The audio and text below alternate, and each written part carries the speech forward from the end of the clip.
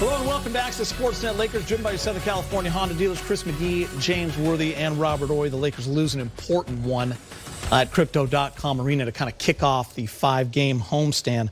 And guys, on a night where 3 of the 4 teams the Lakers are chasing all lost, they really missed out on an opportunity, big game James, to pick up one on all 4 teams because they were playing Minnesota, who was the 4th team. Yeah, it was a critical game for the Lakers, especially getting AD back.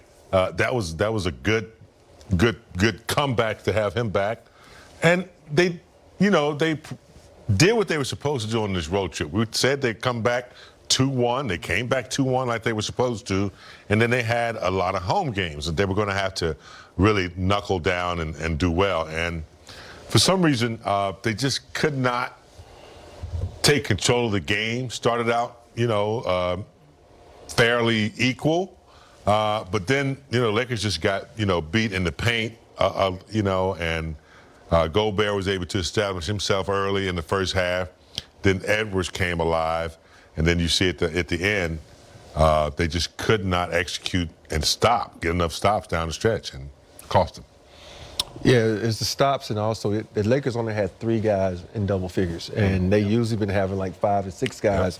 The bench only had 27 points. They've been averaging 40 plus, and so there's a lot of little things like that. And sometimes you got to find a way to get yourself going. The bench is usually anybody on the bench I don't see have any plays running from maybe Hachimura, but you got to find a way to contribute coming off the bench offensively. AD was, of course, big tonight with 38 points. But nobody else really seemed like they had a good rhythm. Schroeder came out. He was only, 3 for 13. He didn't have a good game. So you got to find ways to attack. Try to get to the free throw line. If you think about it, we shot 24 free throws, but AD shot 14 of those. So someone else has to be aggressive, not just shooting jumpers when your jumper's not falling. So that's one of the things you have to recognize, not as a player, but as a coaching staff, to tell the guys to be more aggressive and attack Gobert. Don't be scared of him. Rob, I'm glad you brought up the 3 guys in double figures. I kind of wrote in my notes, this is one of those nights where you really miss D'Angelo Russell and LeBron James. Nights like the OKC game, you're so happy with the guys that are in there, everyone's scoring, and it looks good, and you're fine with your big stars not playing. But they were missing offense tonight, Rob and James, and it showed.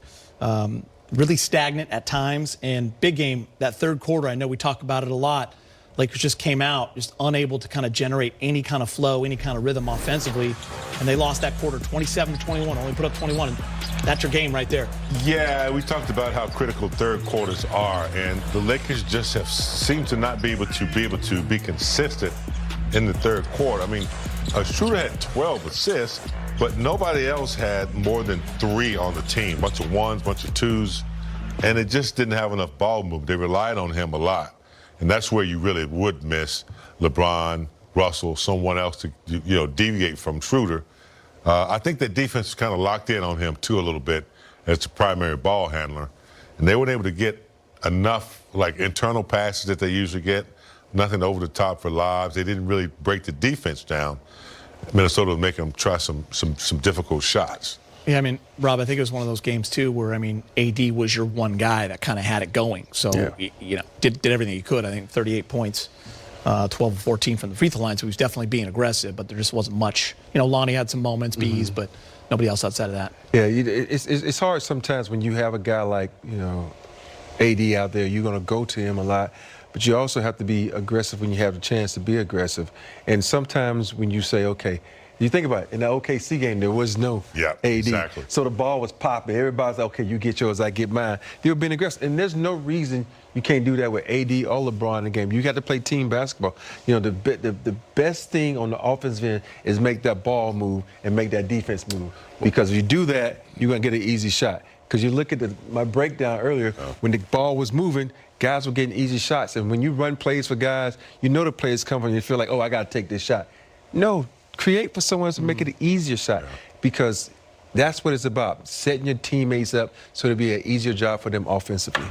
Yeah, they fail to do that when LeBron and AD are on the floor. And I understand those 2 guys are going to get a volume of your shots, but they defer a little bit and they forget to be aggressive themselves. I remember, this guy played with Kobe and Shaq, but you always had big shots from Rob, shots from Shaw, Rick Fox, you know, God knows when Lamar Odom came in the game, he was an X factor. They always kept it going, even when Kobe and Shaq were still getting those. I think with these younger guys, with AD and LeBron, they have a tendency to like, okay, they'll get the ball and they're supposed to be looking for their star players.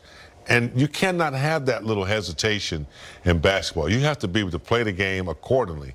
And, you know, AD and LeBron, they're going to get theirs. But you got to remember to be aggressive. There are times where I think they, you know, lose opportunities when they're not as aggressive, maybe not going to the cup, maybe catching, looking, waiting for AD to come down. And I think we talked about this when they won against Oklahoma, how they're going to incorporate everybody else the same way when the two big stars come back. That's a challenge. Let's talk a little T-Wolves. That's going to be a team the Lakers are chasing. I think that's why we put so much emphasis on this game. They don't have Karl Anthony Edwards yet. They now go to 33. Karl Anthony Towns. They go to 33 and 32.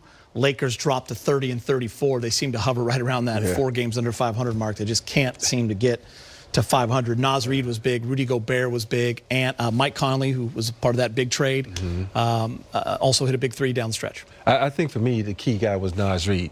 He came out, and he wasn't afraid of AD. He went at AD. He pulled AD on the outside, knocked down 3 threes. And when you got a guy like that, it's as aggressive.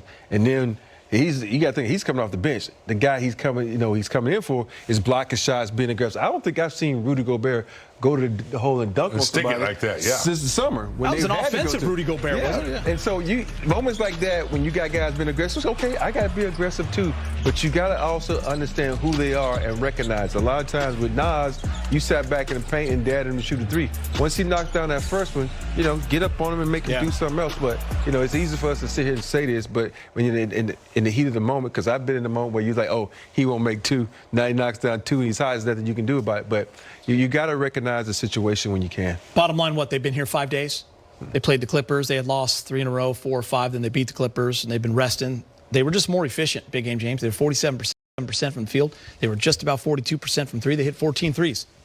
Yeah, I mean, look, when you're on the road, your antennas are up. You know you have to play better and play harder. They did that. Unfortunately, in the third quarter, the Lakers didn't match that. And that's where, you know, third quarter is a momentum switch. You pick up momentum in the third quarter. It usually carries over into the fourth, and that's what usually happened.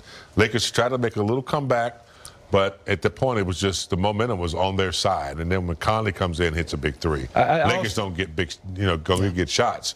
It's a problem. I also think, you know, when you look at this game down the stretch, they had no go-to play. You know, they had the one where Lonnie Walker came off and knocked a jumper, and then when they got caught up with the ball with Schroeder, they panicked and took a bad shot. And you got to have some plays where you execute. You got to understand when to run and when not to run. I think down the stretch, this last minute of the game, they said, you know what, let's get a good shot. We cut this thing to 3 or 2, I think it was. Let's go to AD in the post. He's the hot guy. He's getting fouled. But yet, we get a bad possession. And Stu said it in a moment, and I said to you, that was a bad possession. And you can't have bad possessions with a minute less on the clock. And in the Lakers situation, they can't have bad offensive moments, period.